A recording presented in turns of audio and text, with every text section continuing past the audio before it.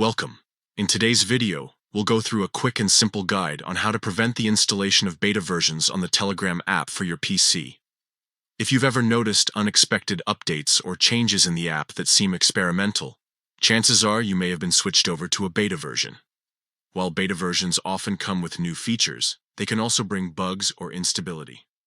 Let's walk through the steps to make sure you stay on the official stable release. First, open the Telegram app on your computer. Once the app is running, look to the top left corner of the screen. You'll see three small horizontal lines, which is the main menu icon. Click on it to expand the menu options. From there, head into Settings. This is where you can customize different areas of Telegram to suit your preferences. Once you're inside Settings, scroll until you find Advanced. Go ahead and select Advanced to access more in-depth controls for your Telegram app. Within the Advanced section, look for the part labeled Version and Updates.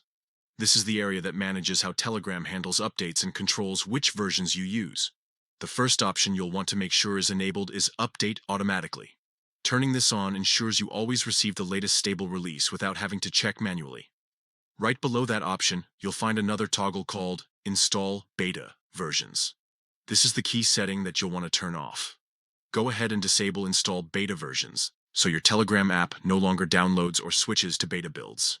By doing this, you're making sure your PC always stays on the safe, polished version of Telegram, without the risks that come from test releases. It's a small change, but it saves you from dealing with glitches or unstable performance in the long run. That's it, just a few simple clicks and you're done. You've now prevented your Telegram desktop app from installing beta versions, and you can use it with confidence knowing you'll only be running the stable official updates. If you found this guide helpful, take a moment to apply it right now so your Telegram stays smooth and reliable every time you use it.